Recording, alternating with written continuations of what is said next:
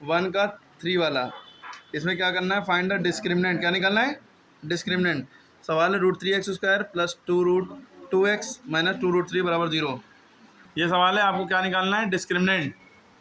अब आपको पता होना चाहिए कि x² के बगल वाला टर्म जो होता है a कहलाता है, x के जो बगल में कोफिशिएंट है वो b कहलाता है, और जो बचा हुआ ये पूरा का पूरा c कहलाता है। अगर माइनस लगा तो -7 लिया जाएगा, यहाँ माइनस लिया लगा होता तो b की वैल्यू भी -2√2 कहलाती। बहुत से बच्चे ये कंफ्यूज होते हैं कि x² भी a है, नहीं, x² a नहीं है, x² के बगल में जो लगा है वो a है खाली, ठीक है। इसी तरह x के बगल में जो लगा वो b है, x को b नहीं मानेंगे, लेकिन ये c में पूरा नंबर आ जाएगा, चाहे जैसा नंबर हो, रूट में हो चाहे विदाउट रूट हो। सबको समझ में आएगी बात।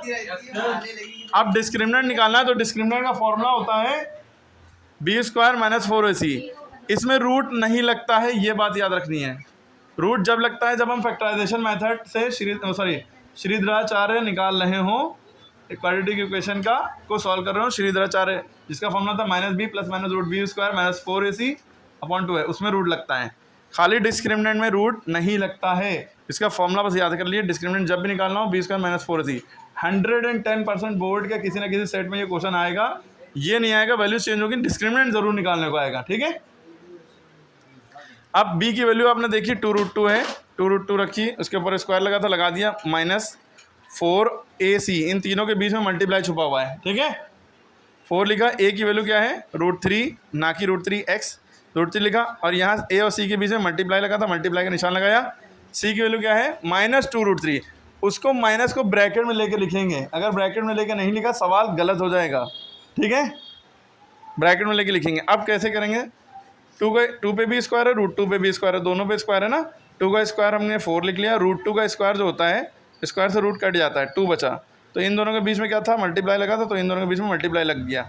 आप डायरेक्ट इसको सॉल्व कर सकते हैं, 2 का स्क्वायर 4, 4 टू द 8 लिख सकते हैं। 2√2 का स्क्वायर 8 होता है, नहीं पता है तो ऐसे ही करना पड़ेगा, खोल के अलग अलग, फिर बीच में मल्टीप्लाई लगा देंगे।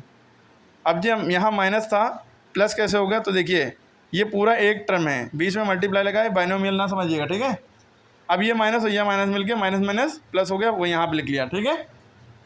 अब देखिए 4 को 2 से मल्टीप्लाई किया, 4 टू द 8 यहाँ लिख लिया, √3 को √3 से मल्टीप्लाई किया, 3 हुआ, यहाँ लिख लिया। √3 × √3 3 होता है, √9 होगा, √9 की वैल्यू 3 हो गई, ठीक है, लिख दी। 4 टू द 8 हो गया, 8 3 द 24 हो गया। अब इन दोनों को ऐड कर लिया, 32 आ गया। अब डिस्क्रिमिनेंट में अगर कहते हैं रूट कैसे है, नेचर पूछते हैं, तो क्योंकि डिस्क्रिमिनेंट की वैल्यू क्या है, 0 से बड़ी है, 32 है, 1 से कोई भी बड़ा नंबर हो तो 0 से बड़ा कहेंगे। तो डिस्क्रिमिनेंट की वैल्यू जब 0 से बड़ी है तो रूट्स कहते हैं रियल एंड अनइक्वल रूट। अगर डिस्क्रिमिनेंट की वैल्यू 0 बराबर आती है, यानी आंसर 0 आता है, तो रियल एंड इक्वल रूट्स हो जाता है आंसर। अगर डिस्क्रिमिनेंट की वैल्यू 0 से छोटी आती है, यानी -32 होता है, कोई भी नंबर माइनस में होता है, तो इमेजनरी रूट लिखते हैं, ठीक है। तो ये सवाल था, आपको समझ में आ गया होगा। पूरी सारी वैल्यू सब सही से लिखिए, नोट करिए।